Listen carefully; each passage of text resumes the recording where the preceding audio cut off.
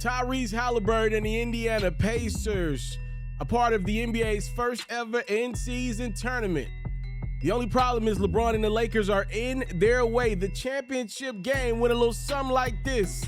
Anthony Davis here, Anthony Davis there from start to finish. The big fella in yellow controlled this game straight from Las Vegas. How about 17 points and 11 rebounds in the first half for AD? That was good AD. Here's bad AD. Off the turnover. It's Obi Toppin doing what he does best. Easy jam. LeBron tried to get a breakaway jam on the other end. His teammate didn't see him first time around. Still dimed it up to the king, who lays it in. And then more LeBron. Spinning, winning, and dealing. Lakers still up a few possessions. Tyrese Haliburton has been the hottest player in the NBA. Wasn't as hot in this one, but still very effective keeping the Pacers around. Lakers had a triple threat offense in this one, though.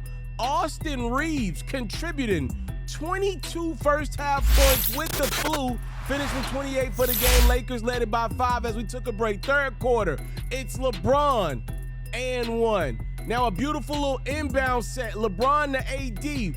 Davis continuing his masterpiece of a game. Haliburton looking and keeping. He did have 11 assists, 20 points. Really good stat line, just below the level he had been playing of late. AD was above the level that he be playing. LeBron finding his big fella in stride. 90-79, Lakers up. Pacers get a little momentum as we go into the fourth. It's Benedict Mathurin nailing the 3. 8-point game as we take the fourth. Do the Pacers have anything left? TJ McConnell and Haliburton say, yes, we do. McConnell grabs the offensive board. He knows who to get it to. 4-point game. When it's winning time, though, Anthony Davis and LeBron take over. Off the block, it's LeBron with the kick-out pass to Cam Reddish, who throws down the dunk. Look at that look on AD's face. He in that bag for real. Davis demanding for the rock and being rewarded for his efforts. How about 41 points, 20 rebounds, and 4 blocks for AD? He controlled the first ever in-season tournament finals game, but it was LeBron who had led the Lakers the entire way, putting an exclamation point on the first ever in-season tournament MVP. LeBron goes 24 points, 11 rebounds. In this one, he had averaged 26, nearly 8 boards, and 7.5 assists throughout the tournament. And the Lakers can say, we did it first. They win the first ever NBA in-season tournament over the Indiana Pacers, 123-109. Anthony Simons and the Portland Trailblazers got a date with that man, the Don, Luka Doncic, and the Dallas Mavericks, and Luka came out the gate swinging the Don. An array of up fakes, and he ends up getting the bucket. And he's not done. More Luka showing you the range. And at this point, it's like, who want to guard this man? Doncic putting on a show early in Oregon. Mavs already leading 24-10. The Blazers got some guys that can cock that thing too. Welcome to the Scoot Henderson Show. A beautiful layup. Speaking of layups, though, probably the game's best finisher at the rim. His name is Kyrie Irving. He goes and 1. Back to them Blazer weapons, though. Shaedon Sharpe nails the 3. And then Anthony Simons joins the fun, because it really ain't no fun if the homie can't get none. Blazers hanging around at home. Kyrie going up for a finish. If you're squeamish, you're about to see one of the nastiest injuries I've ever seen in my life. As you see, just Dwight Powell hustling hard. He lands on Kyrie's leg. Oh my goodness. Even editing his highlight, it's a tough one. Kyrie would stay in the game, then leave the game. So Dallas is calling this a bone bruise and possibly a heel contusion. That is easily the best outcome with how ugly that injury looked. Get well soon, Kyrie. Mavs led it as we took a break. Third quarter, Shaedon Sharpe had 24 points. There's 3 of them. Blazers trying to take advantage of the Mavs shorthanded. AJ Lawson said it's time for me to step up, and he can fly. Lawson throwing it down, channeling his inner Shaedon Sharpe with the speed and the athleticism. Mavs back up double digits. Simons had a season-high 30 points. The Blazers, though, are still down 7 as we enter the fourth. In the fourth, they would get it down to 1. And then the Don says, enough is enough. And Seth Curry was on the same type of time. Curry with the clutch 3 plus the foul to go along with Luka's 32 points, 10 assists, and 6 boards. It's the Mavericks winning 125-112 despite the injury to their star Kyrie Irving. Jeff Green gets his NBA championship as his new team, the Houston Rockets, go visit his old team, the Denver Nuggets. Another day, another Rockets-Nuggets matchup. It feels like they play every other day. Jamal Murray, Uncle Jeff's former teammate, nails the 3. But Green's got some new toys, though. In Texas, Jeff passed it to Dylan Brooks, who nails the 3. And then how about Jalen Green attacking? And just like that, the Rockets are up 11 points. Second quarter we go. Off the Dylan Brooks turnover, it's Peyton Watson in transition. A little somehow, some way for his team. He made a play layup plus the foul.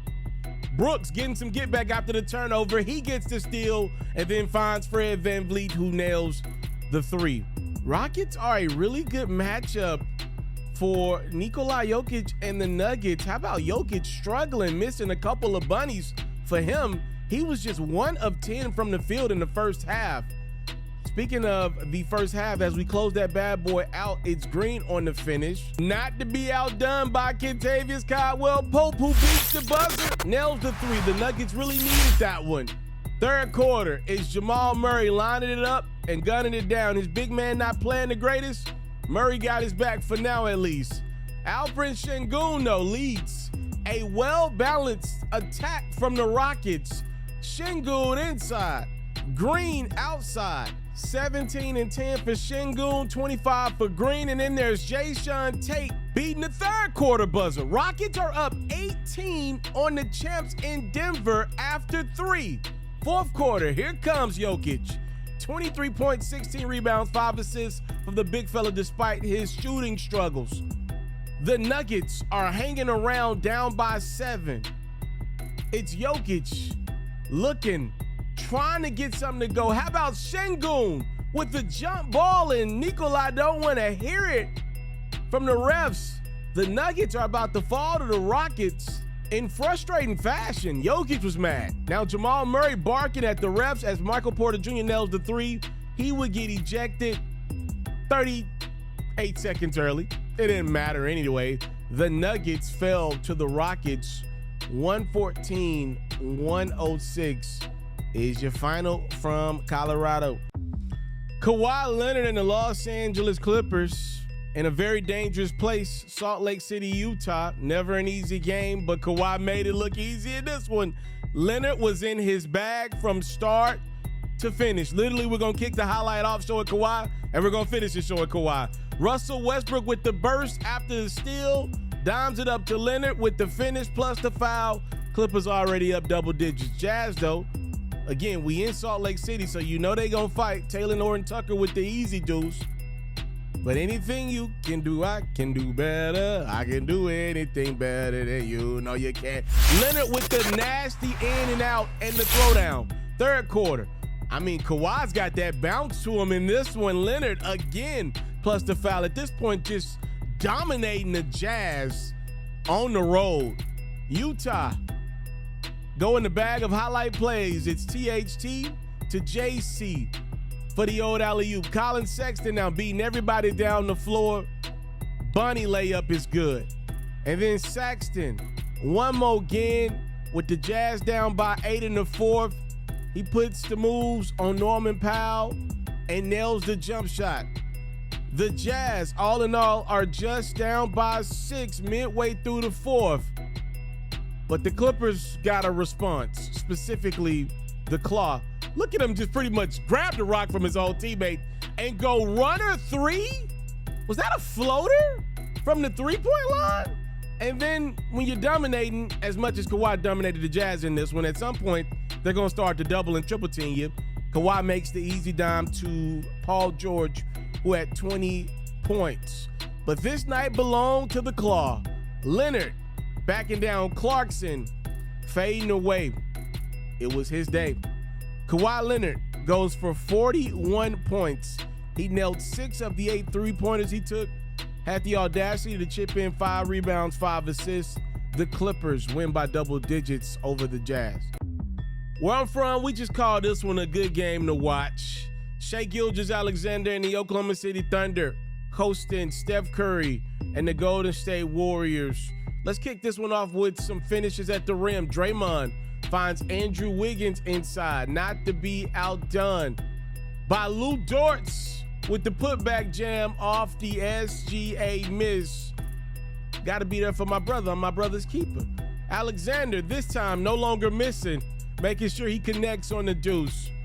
Warriors hanging on to a 5-point lead. Steph's going to make it an 8-point lead as he nails the 3. Warriors up at the half, third quarter. Steph off his pivot. Gonna get denied by SGA. Other end we go. It's Josh Giddey for show. Insert inappropriate joke, so I'm not gonna do it. Alexander going to the rim and finishing. The Thunder are gonna take over this game in the third, in large part due to the great play of SGA. He had 38 points. Remember me is Klay Thompson nailing the deuce in the fourth. But the Thunder got responses all over the place. One being Jalen Williams, who had 28 points in this when he puts the Thunder up a deuce. 2 minutes to go. Just like old times, it's Steph finding Klay. Is that game 6, Klay, I see? Warriors go up a point. SGA's not done, though. The Thunder take the lead with 60 seconds remaining. It's Steph putting the moves on Chet. Curry to the rim. Curry with the and-one score. He had 34 points. Warriors up a deuce. SGA's gonna nail a cold-blooded midi. We're tied at 115. Grind don't stop there. Steph Curry lines it up and knocks it down. The three-pointer is good. The Warriors are up 118-115. In the closing seconds, Draymond commits a boneheaded rookie-like foul on the rookie Chet Holmgren, who goes to the line and nails all 3 of the free throws. Refs review it, say he was in the act of shooting. Warriors would get one last chance to win this one. We know Steph has done it to that team in that building, but that 3 is no good. We would go to overtime in the extra period. Holmgren taking advantage of Draymond and the Warriors' mistakes. He nails the 3, catches GSW slipping inside and showing you what the grind can do. Holmgren had 21 points and 7 boards. It's the Thunder pretty much stealing this one at home against the Warriors, 138-136. DeMar DeRozan kicking it with his former coach against his former team, the Chicago Bulls in San Antonio, to take on the Spurs. By the way, since you've been gone, DeMar, we got some new toys in San Antonio. Victor Wembanyama meets DeRozan at the rim and says, "You'll get nothing and like it." Other end, we got a 3-pointer. DeRozan like, okay, let me adjust, put the ball in my other hand, and make sure Wembanyama doesn't get that one. That deuce counts plus the foul. Now Keldon Johnson gets a look and doubles the Spurs lead. Nikola Vucevic had himself a battle with the rookie Wemby. Wins that one, nails the mid-range jump shot. Now Wemby, next time around, wins this one. Gets it to Devin Vassell like, I really wanted to keep it. Vassell misses the 3. Wemby's like, I should have kept it. He gets the putback layup to go. Now Vassell making sure he doesn't miss this one. The Spurs go up by 12, third quarter. It's Vucevic once again getting rejected by Wemby. Bulls trying to learn the hard way that you do not go up with Wemby in the vicinity. You see Patrick Williams snuck it down before Wemby could get back down court. Wembanyama, another block on Vucevic.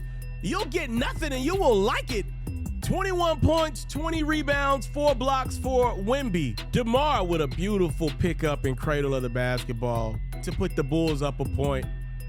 Right before the end of the frame is Wembanyama, the offensive board and the score. And then look at this move the big fella puts on Andre Drummond. Wembanyama, game so great, make you want to smack your mama. The Spurs are down a deuce. DeRozan looking at Jeremy Sohan like, you ain't Wemby. He throws down the dunk. And then Kobe White had himself a game. Look at him switching in midair. 24 points for Kobe. And then DeRozan on his Kobe. Y'all see what I did there? Come on, man. Come on, man. 20 points, 10 assists for DeMar. The Bulls come from behind to beat the Spurs by 9. Jaylen Brown and the New York Knicks got to take on a returning Kristaps Porzingis, who have been dealing with a hamstring injury, and the Boston Celtics. And by the way, this is pretty much Boston at full strength, and boy, are they dangerous. Porzingis nails the three, and then off the missed layup from Brown. What a beautiful attempt, by the way. It's Porzingis there to clean up the mess. At the end of the first, Peyton Pritchard's got to pick up some speed to get this layup to go, and does. Celtics lead it by 1 after Pritchard nails the buzzer beater. Second quarter, it's Drew Holiday with the flip it up and make it up as I go lay in. Celtics trying their best to hang around despite the energy in TD Garden. Quinn Grimes with the deuce. But Porzingis makes it difficult. 21 points for Kristaps in his return game. Julius Randle, y'all already know what type of time he could get on. He nails the three. But from here on out, pretty much all Boston. Tatum throws it down. Celtics led it at the break, third quarter. Derek White, nobody gonna guard me. I'ma dunk it. Not every day you see a White dunk. You see this a lot more often. The corner three from D. White. Celtics in their bag at this point, 15-point game. White could add 2 more to the stat line, decides to give it up to Brown, who throws it down. And then Tatum with a nasty move to get to the top of the key for 3. 25 points for Tatum. This one is pretty much over with as RJ Barrett tries his best. He had 23 points. Now we got some drama for your mama as Emmanuel quickly attacks the rim. Jaylen Brown's called for a foul. He clearly does not agree with the call. Refs give him a technical foul. Boston lets Brown cool off on the bench. And I think Brown realizes, wait, y'all calling that a continuation as well? Ain't no way. So Brown gets another technical foul and gets ejected from this basketball game. It would not make much of a difference because D. White was in his bag. A season high 30 points for Derek White. He's putting together quite the resume in Boston as one of the fan favorites. The Celtics beat the Knicks 133-123. Congratulations to the Los Angeles Lakers. My Los Angeles Lakers on winning the NBA's first ever in-season tournament. Welcome to another episode of the Who's Ferro podcast. I am yours truly, the one and only. I go by the name of it's Mr. Teller Ferro. Some call me Ferro. Call me crazy as long as you call it. It's been my motto the entire year. Thank y'all for the continued support. The time, the love is what we never take for granted around here. With that being said, I think it's only right that we kick things off with the first highlight that we shown, which came from Saturday night's in-season tournament win from the Lakers, who pretty much dominated the Pacers the entire way. Yes, Indiana made some runs, but you got to give the Lakers credit. First and foremost, they stopped Tyrese Haliburton from his crazy pace and the way that he had been playing of late. They stopped him. He did have 20 points and 11 assists, but he did not control that game nowhere near the way he had been controlling games throughout the entire season for the Pacers, not just the in-season tournament games. Give Anthony Davis a lot of credit. It was him setting the tone alongside LeBron James, who has set the tone for the Lakers the entire year. And then I want to give some credit to Austin Reeves, who I thought did a phenomenal job. Any shot that wasn't there for LeBron or AD, pretty much in that first half, Reeves took it. Want to give Cam Reddish some love and support. I'm not the biggest Cam Reddish guy, but he, alongside a couple other Lakers, give Taurean Prince a little credit. They had the responsibility of making sure Haliburton didn't get going, contesting some of those long, ugly-looking three-pointers that Tyrese has been making all season long. I want to give those dudes some credit for playing hard and helping the Lakers get off to a really good start to kick this year off. Their defense has been stellar tonight. James drives inside, and the flush. You know, the conversation on social media is about LeBron James like it usually is for basketball fans. Do we put stock in LeBron's in-season tournament championship and him being the in-season tournament MVP? I will put stock in this. And I'm not talking about from no GOAT perspective, but I'm talking about today's NBA where this dude stands. I'm watching these games, and LeBron not only doesn't look like a guy that's about to turn 40 in a year and a half time, he looks like a guy that's the healthiest, freshest guy on the court right now. And the running joke has been since the in-season tournament started, LeBron said he's going after that $500K, and people like me initially like, yo, come on, bro, you're a billionaire. What does $500K do for you? But then you take a step back and say, man, this dude LeBron, ever since he left Miami, he ain't left no money on the table.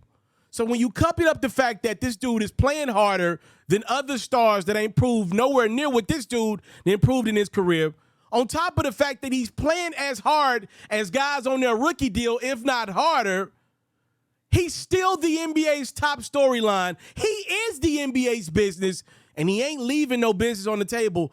$500,000 when you bust it down in California, LeBron's going to probably pocket around $220,000. For him, because he's running a staff and he's got businesses on top of businesses, that's probably two people's salaries. LeBron ain't going to have to pay it, and he understood that. I heard Candace Parker on a TNT broadcast the other day say, you want to know how you become a billionaire like LeBron? Well, number one, you become really great at basketball or whatever your asset or your skill is. And number two, you don't leave money on the table. And I think what LeBron showed the young bulls and even the stars of today is $500,000 is $500,000, period. Whether you're a billionaire or you're a brokenaire. So I got to show love and respect LeBron for taking this in-season tournament series. The whole NBA is still following behind his lead. And him alongside the Los Angeles Lakers, they left no crumbs. They took care of business so far to start the year. And I think they're right there in that second wave of teams of contention out west and out east. If we're being honest, I think number one is the Denver Nuggets. And I think right there in that second group so far this year, probably the Boston Celtics and the Los Angeles Lakers. Congratulations to my purple and gold on winning that 2023 in-season tournament. Spears left. Curry hoists. That's going to be way off the mark. With the crowd on his feet. Shea, why not go left yet again? Outside Holmgren. There it is. Joe spots up looking for another one. Can't get it. Holmgren, the putback plus the foul. Let's do a couple quick hits. Yo, the Golden State Warriors lost another game, another nail biter, another game where Steph Curry was great. And it's kind of like, what can we get from everybody else? I was listening to a conversation between Kevin Garnett and Paul Pierce, and these two legend NBA players were pretty much like, yo, the Warriors need to rebuild around Steph. Andrew Wiggins ain't it. And I totally agree, and I'll take it a step further. I think the Warriors have squeezed all you can out of the Wiggins lemon after they won the championship in 22. I think it may be time to move on from Wiggins. And I'm going to be honest with you, Draymond and Klay, in their own special ways, they're both shells of themselves. Klay taking entirely too many shots more times than not. Draymond making entirely too many boneheaded plays to be one of the highest basketball IQ guys in the league. I think the Warriors, who are still, by the way, in the thick of things out west, need to be serious buyers at the NBA trade deadline and move on from some of these key cogs to a lot of their puzzles over the years. They not getting it right. You know, the Warriors' former president of basketball operations, Bob Myers, who stepped down recently, is now a talent on ESPN. And if you listen to Bob talk, every time he speaks about Golden State, he kind of pulls back another layer of how they've ended up in the spot that they're at right now. The last thing that he revealed was the Warriors had Tyrese Haliburton in for some pretty extensive workouts and in a meeting. And Bob said he had a good feeling about Tyrese, but still ended up not drafting him. And I'm looking at some of these moves. Obviously, you could look at that one. The James Wiseman over LaMelo Ball one sticks out to me as well. That was a huge L and mistake from the Hornets. Looking at what Steph has had to deal with at shooting guard with Klay Thompson even over the years. Yeah, I said it. I'm looking at Bob Myers pretty much pull back the layers of what's been a really bad drafting team of recent. They found a couple guys that can fill in roles off the bench. I like the Brandon Pajinskis. I do. I really do. I promise you.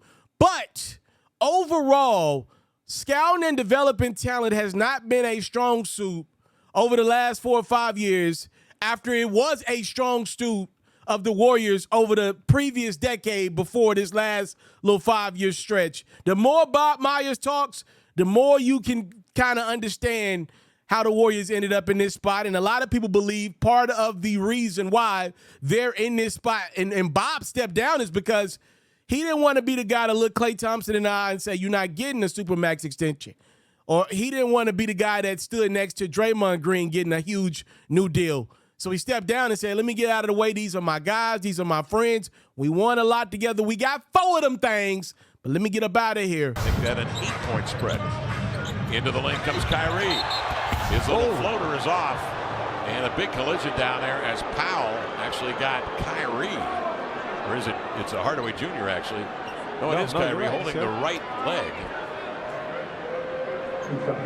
Yeah, I think Kyrie Irving's game is absolutely spectacular. You could argue he's got the most fascinating game to watch after you get past maybe LeBron, Steph. I think there's an argument that can be made. Kyrie Irving's game, just as a fan, is top 3, top 5, one of the most beautiful ones to watch. But y'all know I'm not the biggest personal fan of how Kyrie has moved. I think the brother has a big heart that's done a lot of great things for people that look like me and him, and I'm always forever grateful. But for me, everything's not about money. Some of the things Kyrie Irving, the person has done to teammates, is kind of contradictory to Kyrie Irving, what he's did for just regular civilians like you and me, right? So, you know, with that being said, shout out to what Kyrie's done off the court. I've never been the biggest fan of him, though, outside of what he's given to people. Even though not being his biggest fan, I'm looking at that injury, and I'm going to be honest with you guys, man, that made me sick to my stomach. I am not lying to y'all. I looked at that bad boy a few times over because I had to put this highlight together for you guys in my career, and I'm looking like, man, the irony is over the years, Kyrie Irving has missed a lot of time due to injuries and other stuff, and it's been injuries where you're like, come on, Kai, we get it. Basketball, it's a long sport. 82 games plus the playoffs if you're lucky to make it. The fact that Kyrie, though, literally had a guy literally sit on his leg. That's what happened. Dwight Powell sat on his leg. I'm like, man, nah, not like this. He done finally found him a home. The Mavs paid him. Like, they didn't just talk a good game with Kai. They paid him. With all the evidence in the world out there for maybe the Mavs not paying Kyrie, they paid him. He's fed into that second spot, sometimes even the third spot, on the Mavs this year perfectly and seamlessly. He ain't been doing nothing of wrong. I didn't want to see it end like this for Kyrie this season. I ain't want to see that for Luka. Because if Kyrie goes down, that Mavs team is shot. They traded all of their other star-esque type players, guys that can step up and be a number 2 to get Kyrie, and obviously they lost Jalen Brunson a couple seasons back. So the fact that Kyrie is leaving this bad boy with a heel contusion, some bruising of that foot, it is the best case scenario for any Dallas Mavericks fan, any fan of the damn game of basketball. I'm hoping we can see him at some point before Christmas. Only time will tell. Get well soon, Kyrie. That looked ugly as hell. Morant. That one hugs the rim and goes down. That'll be 6 on Karl Anthony Towns as well. He goes right over. Adam Silver revealed that he's expected to speak with Ja Morant really, really soon here. For those who don't know, Ja Morant has been suspended for the first 25 games of the season. He's been down. The Grizzlies have been down as a team. But Ja's closing in on a December 19th return. At least that's the first date he can come back. Adam said, I've been monitoring the situation closely, and I've been monitoring him. In fact, we intend to have a check-in this week, Ja and I directly. I think that is great news that Adam has not only been doing the stuff for the public image, right, like the suspension to protect the NBA's brand, he's also doing the behind-the-scenes work with young Ja Morant, showing him like, yo, as much as I can, bro, I want to make sure you good because you about to walk right back into this spotlight. And as many of y'all know, when this dude hits a basketball court, the game has always been there. He is him for real. It is all about making sure Ja the person is right. Ja the basketball player, I, like you, I'm sure love to watch night in, night out. I think he's one of the 3 best American-born stars we got in the game. Obviously, that's of the newer regime. Him, Tatum, and Anthony Edwards all got potential to be the next face of the NBA. But Ja, the person, is the most important thing. If that part ain't right, who cares how good he is as a player, because it ain't going to last. So I'm looking forward to seeing Ja really, really soon. I did pick the Memphis Grizzlies to be really, really good, even though I knew the Ja Morant suspension was there. I still think they got a fighter's chance out west. Nobody's ran away with the Western Conference. The Minnesota Timberwolves have been great. They ain't played a lot of really good competition just yet. Their schedule's going to pick up soon. I expect them to lose a couple more games. Outside of that, everybody else been losing. And the Grizzlies are hanging on by the thinnest of hairs here for somewhat of a chance when Ja returns. I think once Ja gets back in that lineup, I'm expecting Marcus Smart to be there right after. Marcus Smart only makes sense in Memphis with Ja Morant being the starting point guard. It doesn't make sense to have Marcus as a starting point guard. He's not Tyrus Jones. He's not a game manager. He's a hustle dude that can be a fire stick for your team. But with Ja and Marcus in that backcourt, I'm expecting the Grizzlies to get it rolling quickly once he returns. I want to thank y'all so much for tuning in to another episode of the Hoops Ferro podcast. It has been my humble privilege to be of service to the people, providing highlights. NBA in-season tournament is one that's got us going here. This season probably got off a couple weeks earlier than we're used to seeing it get off the ground. Thank y'all so much for the time, love, and support. Announcements coming really, really soon. Thank y'all for tapping in. It's yours truly, the one and only. I'm out. I want to salute you, homie, you know, for building your own thing and doing your own thing. Why build theirs when I believe I can build my own? You've already done it, or I wouldn't be here. I'm already the only elite sports and music journalist in the game today. My goal is simple, to be the best there's ever been. So, please don't go. Make sure you subscribe and follow the journey. It truly means everything to me. I tell stories. I talk music. I cover sports. I am culture. I am Ferro.